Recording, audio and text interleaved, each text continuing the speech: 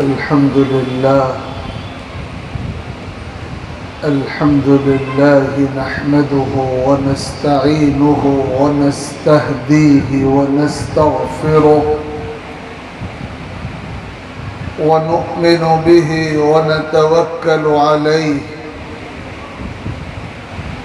ونعوذ بالله من شرور أنفسنا ومن سيئات أعمالنا من يهده الله فلا مضل له ومن يضلله فلا هادي له ونشهد أن لا إله إلا الله وحده لا شريك له ونشهد أن سيدنا ونبينا وحبيبنا وشفيعنا وإمامنا ومولانا محمدا عبده ورسوله صلى الله تبارك وتعالى عليه وعلى آله وأصحابه وبارك وسلم تسليما كثيرا أما بعد فأعوذ بالله من الشيطان الرجيم بسم الله الرحمن الرحيم يا أيها الذين آمنوا لا تلهكم أموالكم ولا أولادكم عن ذكر الله ومن يفعل ذلك فأولئك هم الخاسرون صدق الله ربنا العلي العظيم وقال سيدنا ومولانا محمد صلى الله تعالى عليه وآله وسلم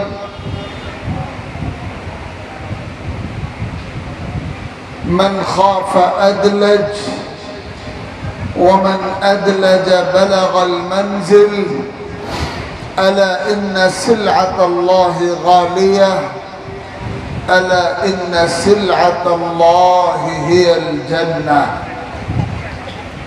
صدق رسول الله صلى الله عليه وسلم حضرات उलमाए किराम बुजुर्गों और भाइयों अल्लाह ताला का फजल है शुक्र का मकाम है कि उस करीम ने अपने करम से अपने दीन मतीन की बाबरकत निस्बत पर हमको और आपको इस बाफैज़ और मुबारक दीनी और इल्मी दरसगाह के ज़ेरे साया मुनाकिद होने वाले इस इजलास आम में हाजिर और शरीक होने की तौफीक व सआदत अता फरमाई है। अल्लाह रब्बुल इज़्ज़त हम सब के यहाँ जमा होने को बेअद मकबूल फरमाए और अल्लाह करे कि जो पैगाम जो सबक आज के इस इजलास के ज़रिए हम सब तक मुंतकिल किया जाना मकसूद है, हम उस पैगाम को उस सबक को अच्छी तरह अख्ज़ करने वाले समझने वाले सीखने वाले बने और अमल की नीयत से अपने तर्ज अमल और अपने तर्ज फिक्र की इस्लाह और तब्दीली की नीयत से यहाँ से वापस लौटे। सैयदुना हजरत उस्मान गनी रजी अल्लाह ताला अन्हु کون سا مسلمان ہے جو ان کے نام اور ان کے مقام سے واقف نہ ہو؟ اسلام کے بالکل ابتدائی دور میں جن خوش نصیبوں کو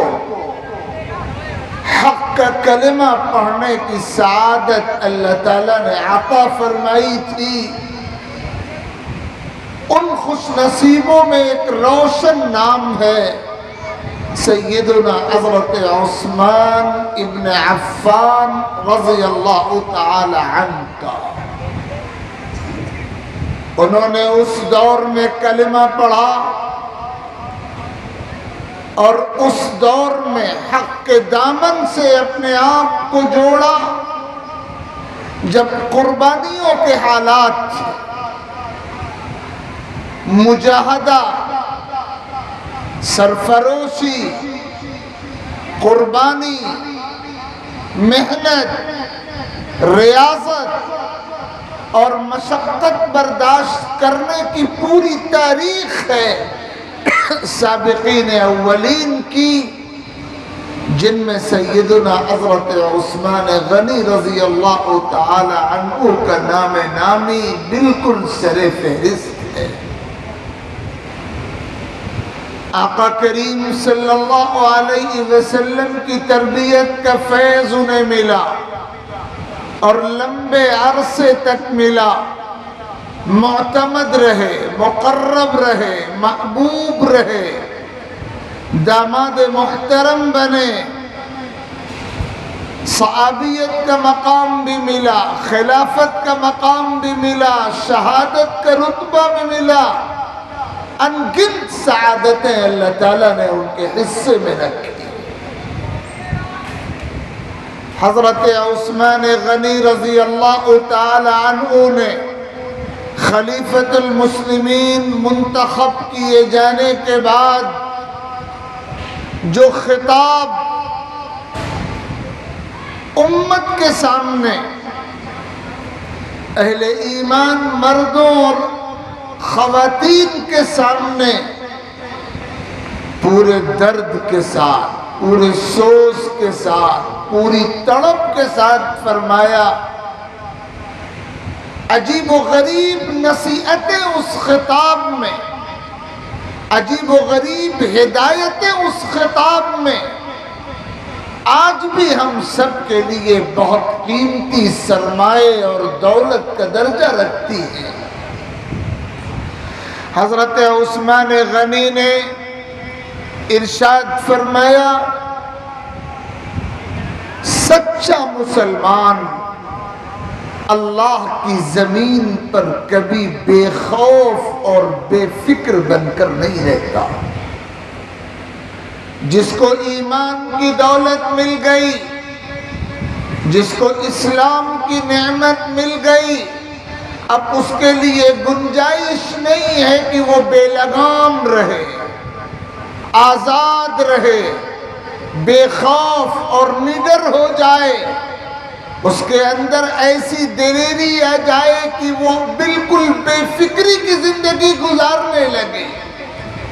ایمان کی نعمت ملنے کے بعد انسان پابند ہو جاتا ہے، اللہ تعالیٰ کے حکموں کی اتباع کا پابند، شریعت اسلام کا پابند، آقا کریم صلی اللہ تعالی علیہ وآلہ وسلم کی سنتوں اور رہنمائیوں کا پابند۔ اس کے لیے گنجائش نہیں رہتی کہ وہ اب بالکل بے فکر رہے اور دنیا کی رنگینیوں میں مست رہے اور غفلتوں میں مبتلا رہے اور لاپرواہی کی زندگی گزارتا رہے۔ سچے ایمان کے معنی یہ ہے کہ اب انسان فکر مند بن جائے، پابند بن جائے، اپنے آپ کو آزاد اور بے لگام اور بے نہار نہ سمجھے۔ فرمایا سیدنا حضرت عثمان غنی نے کہ سچے ایمان والے کی زندگی فکر کی زندگی ہوتی ہے اور اسے سب سے پہلی فکر یہ ہوتی ہے کہ اس کے اہل و عیال، اس کی اولاد، اس کا مال، اس کی دولت اسے اللہ کے دین سے اور اللہ کی یاد سے غافل نہ کرنے پائے۔ سچے مومن کے معنی یہی ہے، سچے ایمان والے کی شناخت اور پہچان یہی ہے کہ وہ ہمیشہ ڈرتا ہے، ہمیشہ فکر میں رہتا ہے کہ کہیں ایسا نہ ہو کہ دنیا کی دولتیں اور دنیا کے سرمائے اور اہل و عیال، بال بچے، بیوی، اولاد اسے اللہ کے دین سے غافل نہ کر دیں، اللہ کی یاد سے غافل نہ کر دیں، شریعت کی پیروی سے غافل نہ کر دیں، اس کی ترجیحات بدل نہ دیں، اس کی نگاہ آخرت کی طرف سے ہٹا نہ دیں، اس کی نظر اللہ تعالیٰ کی رضا سے ہٹا نہ دیں۔ انسان کو غفلت میں مبتلا کرنے والی چیز عام طور پر یا تو اس کی اولاد ہوتی ہے یا اس کا مال ہوتا ہے۔ قرآن کریم نے کلیئر کیا ہے، احادیث نبویہ میں بالکل صاف بتایا گیا ہے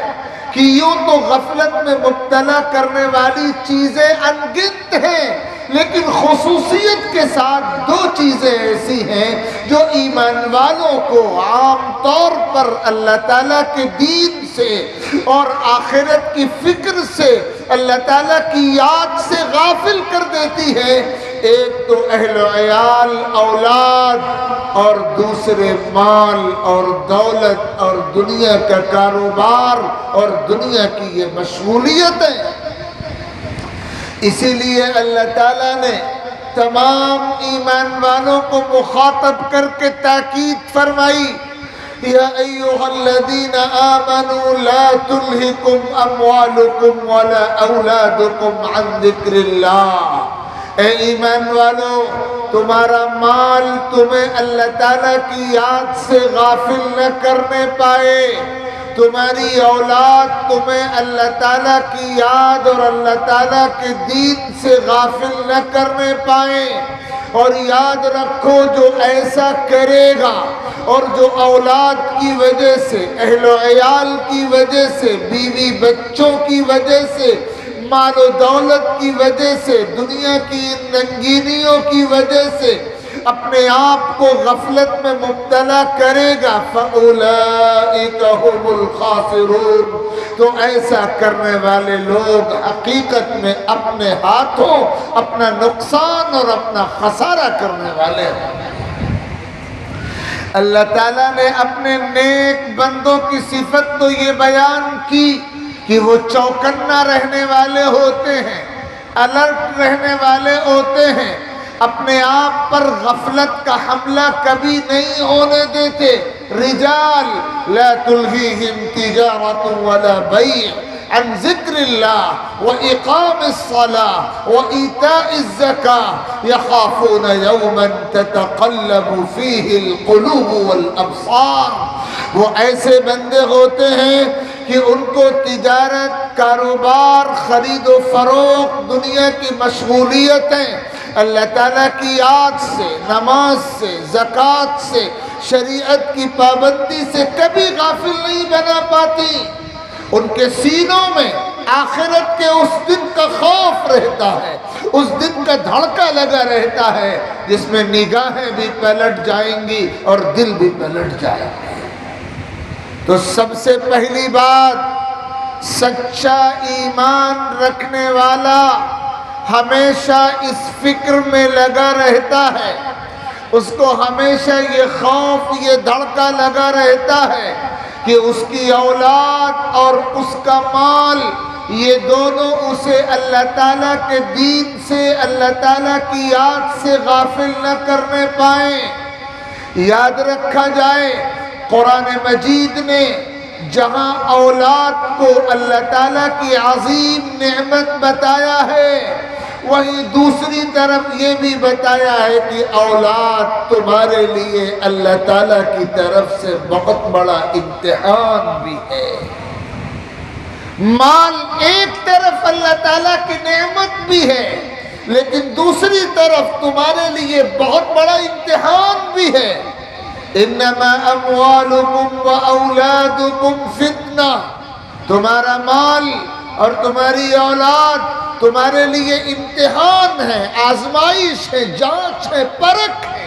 اللہ تعالیٰ یہ نعمتیں دے کر تمہیں آزماتا ہے کہ تم اللہ کے راستے پر جمے رہتے ہو یا دوسری راہوں پر چلنے والے بن جاتے ہو۔ تمہیں مال دیا گیا،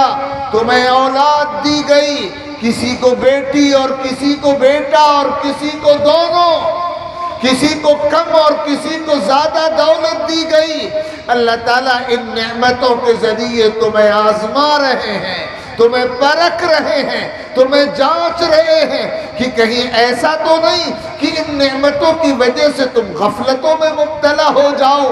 تم دین سے دور ہو جاؤ، تم دنیا کے جھمیلوں میں ایسا الجھا لو اپنے آپ کو کہ تمہیں شریعت کا خیال نہ رہے، اللہ تعالیٰ کی مرضی کا خیال نہ رہے، گناہ کے گناہ ہونے کا خیال نہ رہے، ناجائز کے ناجائز ہونے اور حرام کے حرام ہونے کا احساس نہ رہے۔ اللہ تعالیٰ آزما رہے ہیں۔ وہ مسلمان امتحان میں کامیاب ہوتا ہے جو اپنی اولاد کے لیے اپنی آخرت داؤ پر نہیں لگاتا۔ وہ انسان کامیاب ہوتا ہے جو مال کے چکر میں اپنے دین کو برباد نہیں کرتا۔ وہ دنیا ضرورت کے لیے کماتا ہے، لیکن وہ مال کمانے کے جائز راستے اختیار کرتا ہے، ناجائز سے بچتا ہے، اور جو دولت اسے ملتی ہے اسے جائز راستوں میں خرچ کرتا ہے، ناجائز راستوں میں خرچ کرنے سے بچتا ہے، حق والوں کے حق ادا کرتا ہے، بندوں کے حق بھی ادا کرتا ہے، اللہ تعالیٰ کے حق بھی ادا کرتا ہے، اور پھر دولت کا نشہ اسے دین سے دور نہیں کرتا، وہ دین کو اپنے سامنے رکھتا ہے، آخرت کو اپنے سامنے رکھتا ہے، اللہ کا خوف اس کے سینوں میں بسا ہوا ہوتا ہے، وہ کبھی بھی شریعت کی حدود سے اپنے قدم آگے بڑھانے کو تیار نہیں ہوتا۔ یہ وہ بندہ ہے جو اللہ تعالیٰ کے اس امتحان میں کامیاب اور کھرا ثابت ہوتا ہے، اور جن کو اولاد کی نعمت عطا کی گئی وہ اللہ تعالیٰ کی ترازو میں کامیاب اسی وقت ثابت ہوں گے جب وہ اپنی اولاد کی ایمانی تربیت کریں گے، اخلاقی تربیت کریں گے، ان کی دینی تعلیم کا انتظام کریں گے، ان کو خیر کی راہوں پر چلانے کی فکریں کریں گے، ان کو شر کے راستوں سے بچانے کی فکر کریں گے، اللہ تعالیٰ کو راضی کرنے والے اعمال کی تربیت ان کے سینوں میں کریں گے، ان کے کردار میں کریں گے، ان کو خیر اور صلاح اور تقوی اور دینداری کے راستے پر چلا کر اللہ تعالیٰ کی رضا کے کاموں کا عادی بنانے کی فکر کریں گے۔ وہ اپنی اولاد کی وجہ سے حلال و حرام کا فرق بھولا نہیں دیں گے، جائز و ناجائز کی تمیز بھولا نہیں دیں گے۔ جو ایسا کریں گے وہ اللہ تعالیٰ کے امتحان میں کامیاب ہوں گے۔ اسی لیے سرور کائنات جناب محمد الرسول اللہ صلی اللہ علیہ وسلم کی یہ تعلیم ہے کہ تم دنیا کے چکروں میں اپنے آپ کو اتنا مت الجھانا کہ تمہارا دین، تمہارا آخرت کا، کامیابی کا جو مقصود ہے وہ اوجھل ہو جائے۔ کبھی بھی اپنی اولاد کے چکر میں اپنی آخرت کو داؤں پر مت لگانا۔ اور یاد رکھو قرآن ہمیں یہ بتاتا ہے کہ بہت سی مرتبہ ایسا ہوتا ہے کہ ہماری بیویاں اور ہماری اولاد ہمارے دشمن بن جاتے ہیں، اپنی دنیا بنانے کے لیے ہماری آخرت داؤں پر لگا دیتے ہیں۔ یا ایھا الذین آمنوا ان من ازواجکم و اولادکم عدوا لکم فاحذروہم۔ اے ایمان والو،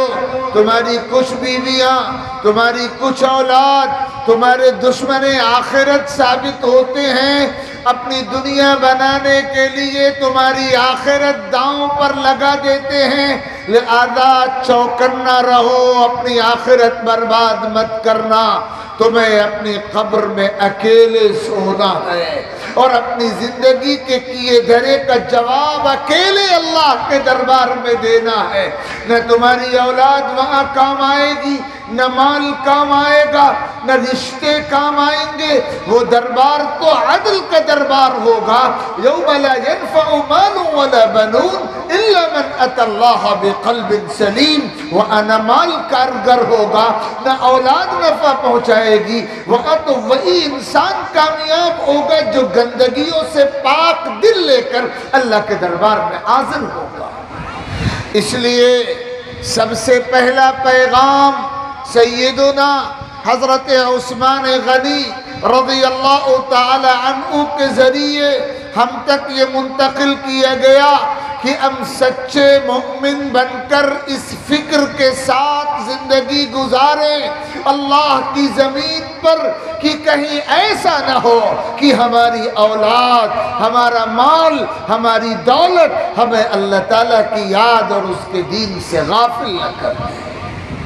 الرٹ ہو کر، چوکنا ہو کر، ہوشیار و خبردار و بیدار و حساس ہو کر زندگی گزاریں۔ اور پھر دوسری بات یہ فرمائی، سچے مومن کی شان یہ ہوتی ہے کہ وہ ہمیشہ اللہ تعالیٰ کی زمین پر ایسی زندگی گزارتا ہے کہ اسے فکر لگی ہوتی ہے، اسے دھڑکا لگا ہوتا ہے، اسے غم لگا ہوتا ہے، اسے ڈر لگا ہوتا ہے کہ کہیں ایسا نہ ہو کہ دنیا اس کی آخرت کو برباد نہ کر دے، دنیا اس کو آخرت سے غافل نہ کر دے۔ دنیا کی صورتحال یہ ہے کہ اللہ تعالیٰ نے دنیا نقد ہمارے سامنے رکھی ہے اور دنیا کو اللہ تعالیٰ نے دل فریب بنایا ہے، نظر فریب بنایا ہے اور اس میں کشش رکھی ہے۔ تو بہت سی مرتبہ ایسا ہوتا ہے کہ ایمان والے دنیا کی نقد رنگینیوں میں کھو کر اپنی آخرت کی طرف سے بے انتہا مجرمانہ غفلت کے مرتکب ہو جاتے ہیں۔ سچا ایمان والا اپنی آنکھیں کھلی رکھتا ہے، سچے ایمان والے کی نگاہ ہمیشہ آخرت پر ہوتی ہے۔ حضور اکرم علیہ السلام کی تعلیمات کا خلاصہ یہی ہے اور قرآن مجید کی ہدایات کا حاصل یہی ہے کہ تم دنیا میں مختصر سے وقت کے لیے آئے ہو، ایک سرائے ہے دنیا جہاں تمہیں امتحان کے مرحلے سے گزارا جا رہا ہے، تمہارا اصل ٹھکانہ آخرت ہے۔ قرآن نے تو عجب تعبیر اختیار کی ہے اور یہ الفاظ استعمال کیے ہیں وَمَا هَٰذِهِ الْحَيَاةُ الدُّنْيَا إِلَّا لَهْوٌ وَلَعِبٌ۔ دنیا کی زندگی تو کھیل کود تماشا ہے، یہ عارضی قیام کی جگہ ہے۔ وَإِنَّ الدَّارَ الْآخِرَةَ لَهِيَ الْحَيَوَانُ لَوْ كَانُوا يَعْلَمُونَ، اور آخرت کی دنیا ہی اصل دنیا ہے۔ قُلْ مَتَاعُ الدُّنْيَا قَلِيلٌ وَالْآخِرَةُ خَيْرٌ لِمَنِ اتَّقَىٰ وَلَا تُظْلَمُونَ فَتِيلًا۔ دنیا کی پونجی بہت حقیر ہے اور آخرت اس شخص کے لیے بہت بہتر ہے جس کے سینے میں اللہ کا خوف ہو،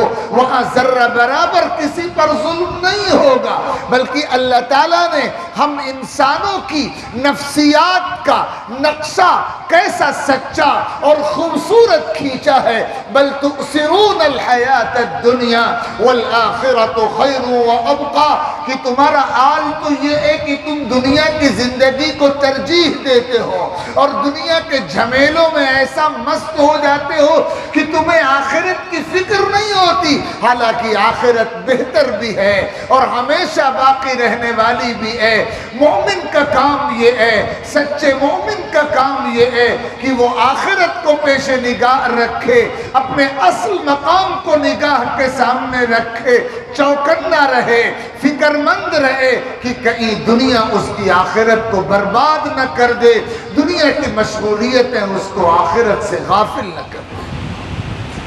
حضور اکرم علیہ الصلاۃ والتسلیم کی سیرت آپ پڑھیں،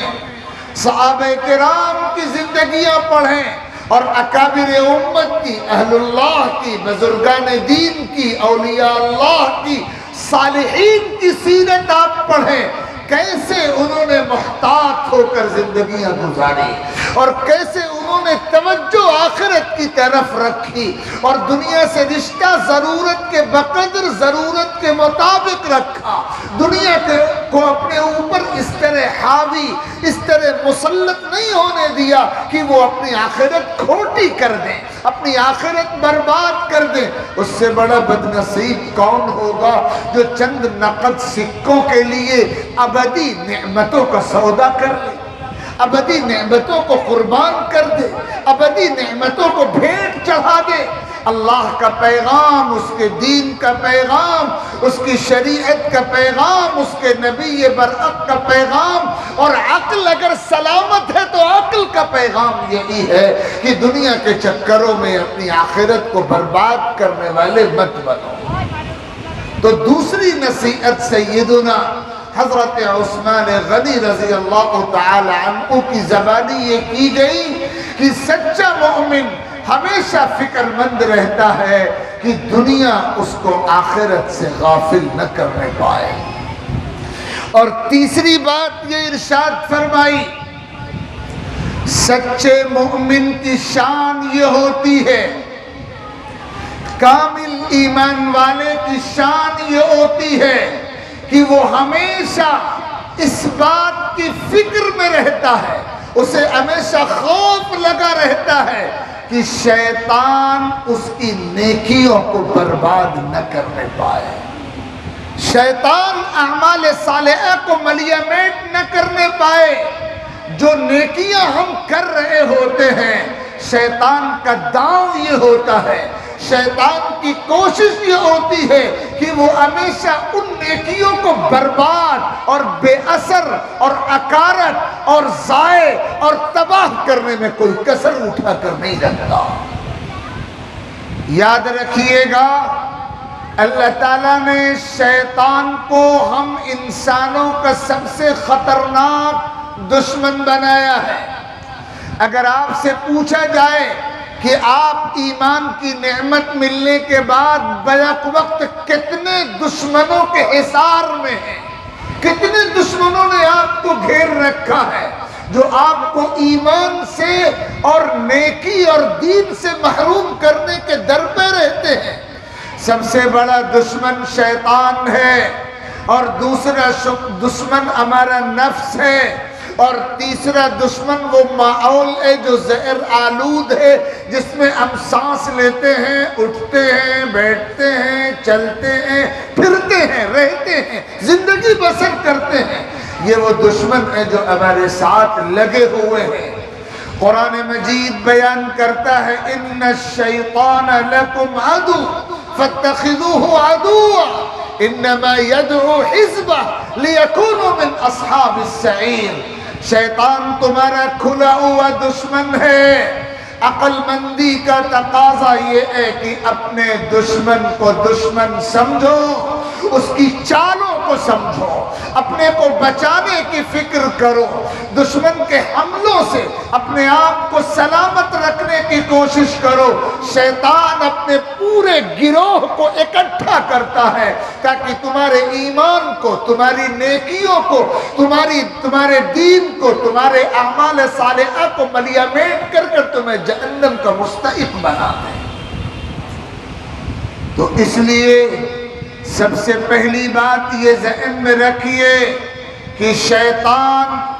آپ کا اور آپ کے ایمان کا سب سے خطرناک دشمن ہے، اور اس کا مشن روز اول سے یہ ہے کہ آپ کو نیکی کرنے نہ دے، اور جو نیکی آپ کر لیں وہ اسے کسی تدبیر سے ضائع کرا دے، ملیمیٹ کرا دے، اکارت کرا دے، برباد کرا دے۔ وہ اسی فکر میں لگا ہوا ہے۔ اس لیے اپنے آپ کو بہت چوکنا رکھنے کی ضرورت ہے۔ علماء کرام نے وضاحت فرمائی ہے کہ شیطان ایمان والوں کے ساتھ جو سب سے پہلا کھیل کرتا ہے وہ یہ ہوتا ہے کہ جب کسی اللہ کے مؤمن بندے یا بندی کے دل میں کبھی کسی نیک کام کا خیال آتا ہے، کسی بھی نیکی کا خیال آتا ہے، تو شیطان کا پہلا کھیل یہ ہوتا ہے، پہلا حربہ اور پہلا داؤں یہ ہوتا ہے کہ وہ اس خیال کو ٹلانے کی کوشش کرتا ہے۔ فرض کیجئے آپ کے ذہن میں خیال آیا کہ مجھے اتنی رکعتیں نماز نفل پڑھنی چاہیے، یہ جذبہ پیدا ہوا کہ مجھے اتنے نفل روزے رکھنے چاہیے، یہ ارادہ پیدا ہوا کہ مجھے اتنی رقم صدقے میں غریبوں کو بانٹنی چاہیے، تو ایسے موقع پہ شیطان کی پہلی کوشش یہ ہوتی ہے کہ آپ کو نیکی کرنے ہی نہ دے،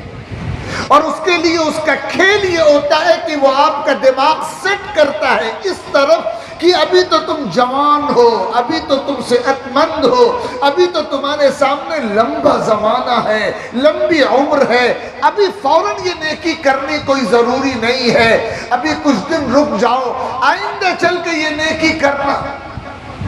حج فرض ہو چکا اور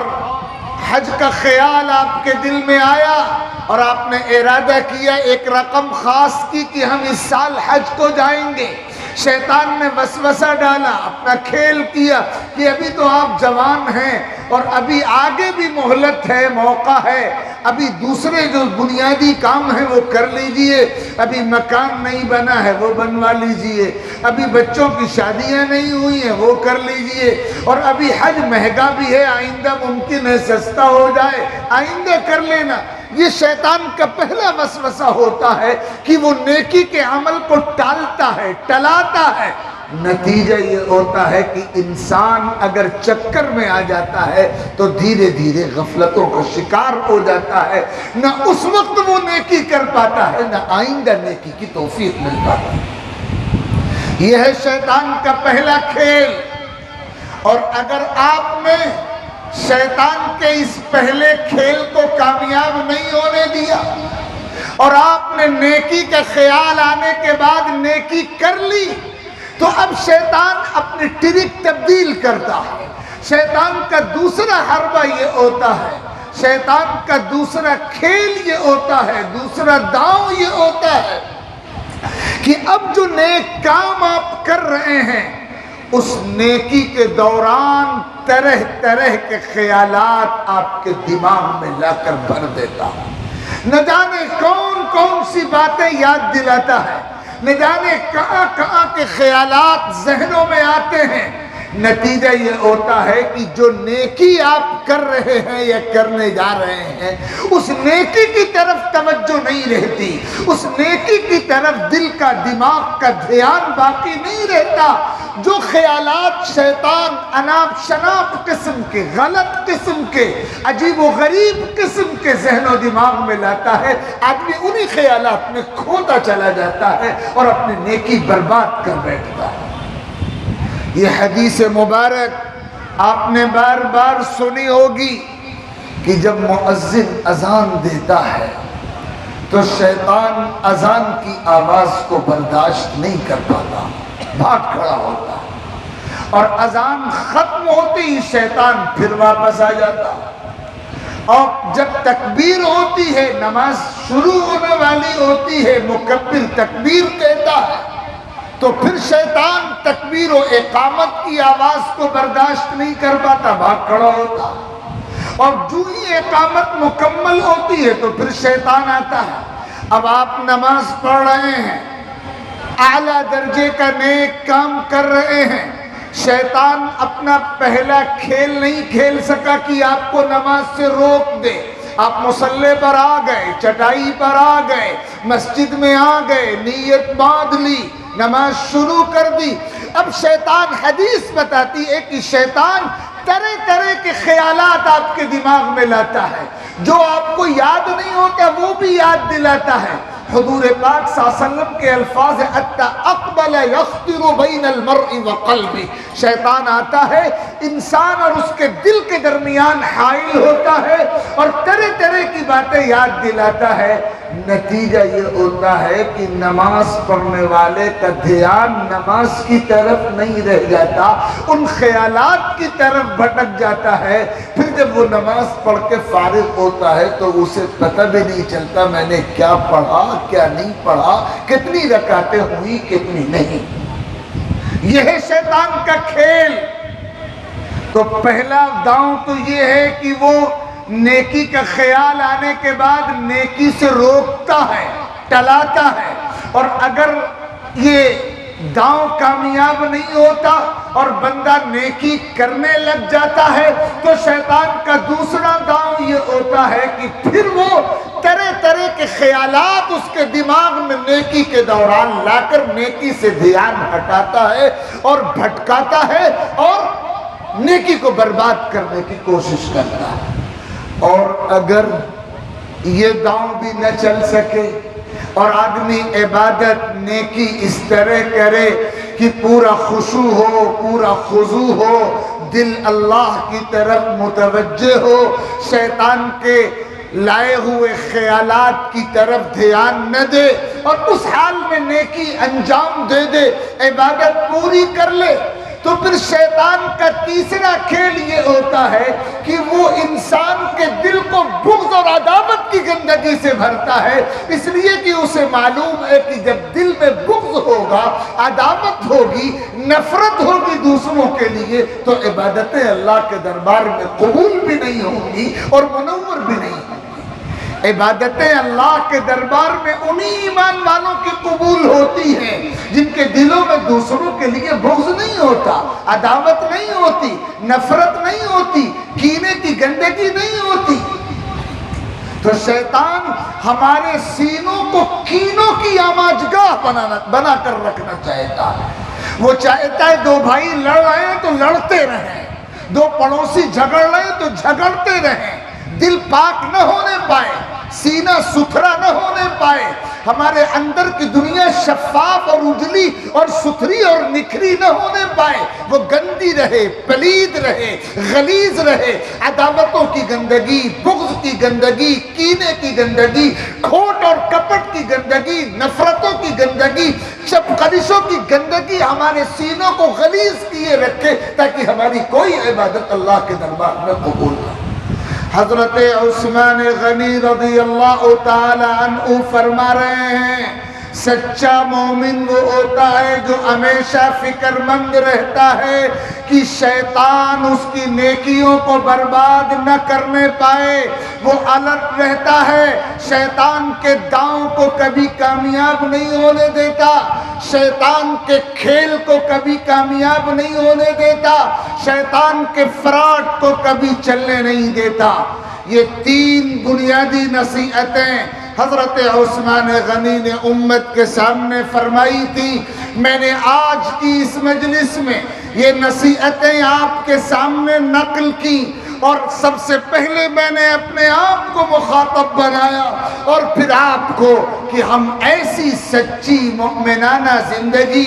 اللہ کی زمین پر گزاریں کہ ہمیشہ ہم یہ فکر کرتے رہیں کہ اہل و عیال مال و دولت ہمیں اللہ کے دین اور اللہ کی یاد سے غافل نہ کر سکیں، دنیا کے چکر اور جھمیلے ہمیں آخرت سے غافل نہ کر سکیں، شیطان ہمارے اعمال کو، نیکیوں کو ملیا میٹو برباد نہ کر سکے، وہ ہم کو نیکیوں سے روک نہ سکے، برے خیالات کے ذریعے ہماری نیکیوں کو برباد نہ کر سکے، ہم اپنے دلوں کو بغض و عداوت کی گندگیوں سے پاک رکھیں تاکہ ہماری عبادتیں اور بندگیاں اور اعمال خیر اور حسنات اللہ تعالیٰ کے دربار میں مقبول ہوں۔ آپ اس دینی درسگاہ کے اجلاس میں تشریف فرما ہیں، یہ اللہ تعالیٰ کا انعام ہے کہ یہ درسگاہ یہاں مضبوطی کے ساتھ کام کر رہی ہے، یہ ادارہ ترقی پر ہے۔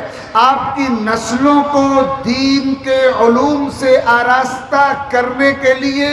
عظیم خدمات عصری تعلیم کے ساتھ ساتھ انجام دے رہا ہے۔ آپ اس کے اس سالانہ جلسے عام میں تشریف فرما ہے۔ مقصد یہی ہے کہ یہ سبق ہماری زندگیوں میں منتقل ہو جائے کہ ہمارا دین ہم سے کیا تقاضا کر رہا ہے، حالات ہم سے کیا مطالبہ کر رہے ہیں، ہم غفلتوں کی کس ڈگر پہ جا پڑے ہیں، اور ہمیں اپنے آپ کو کس قدر سدھارنے کی، سنوارنے کی، اپنی غفلتوں کو کس قدر دور کرنے کی، اور اپنے آپ کو اللہ تعالیٰ کے دین سے کس درجہ جوڑنے کی، اور اللہ تعالیٰ کی طرف پلٹنے کی کس درجہ ضرورت ہے۔